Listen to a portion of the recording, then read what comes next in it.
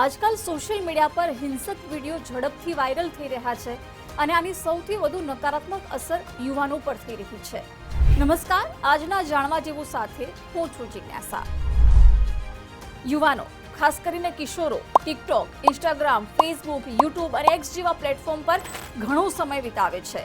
2024ના યુકેના અભ્યાસ મુજબ મોટા ભાગના કિશોરોએ તેમના સોશિયલ મીડિયા ફીડ પર હિંસક વિડીયોઝ જોયા છે।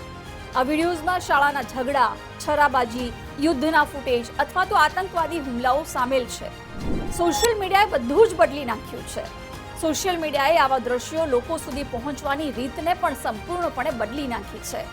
હવે ફોન અથવા ડ્રોન દ્વારા રિયલ ટાઈમમાં રેકોર્ડ કરાયેલા ફૂટેજ કોઈ પણ એડિટિંગ કે બ્લર કર્યા વિના સોશિયલ મીડિયા પર અપલોડ કરવામાં આવે છે, જે એકચ્યુઅલીમાં ન થવું જોઈએ। હવે શા માટે આવું ન કરવું જોઈએ એ પણ સમજો। તાજેતરના જ સર્વેમાં એ સામે આવ્યું છે કે હિંસક વિડીયો જોવાથી બાળકો અને યુવાનો પર નકારાત્મક અસર પહોંચે છે। યુવાનો હિંસક દ્રશ્યોના વારંવાર સંપર્કમાં આવવાથી તેઓ આક્રમક વર્તનને સામાન્ય કે પછી સ્વીકાર્ય માનવા લાગે છે। તેઓ હિંસાનું અનુકરણ કરીને વાસ્તવિક જીવનમાં આક્રમક વર્તન અપનાવી શકે છે। વારંવાર હિંસા જોવાથી યુવાનોમાં અન્ય લોકોની પીડા પ્રત્યેની સંવેદનશીલતા ઘટી જાય છે।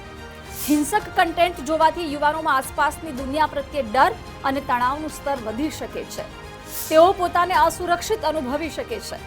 સતત હિંસક સામગ્રીના સંપર્કથી અનિદ્રા, ચિંતા, ડિપ્રેશન અને પોસ્ટ ટ્રોમેટિક સ્ટ્રેસ ડિસઓર્ડર જેવી માનસિક સ્વાસ્થ્ય સમસ્યાઓ પણ વધી શકે છે। હિંસક દ્રશ્યો જોવાથી શરીરમાં હોર્મોન્સ મુક્ત થાય છે, જે મગજ પર અસર કરી શકે છે, જેના કારણે યુવાનોને અભ્યાસ અથવા અન્ય પ્રવૃત્તિઓમાં યોગ્ય રીતે ધ્યાન કેન્દ્રિત કરવામાં પણ મુશ્કેલી પડી શકે છે।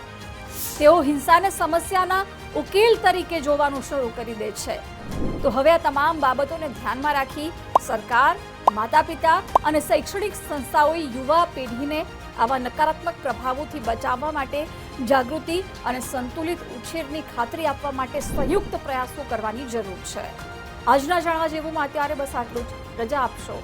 નમસ્કાર।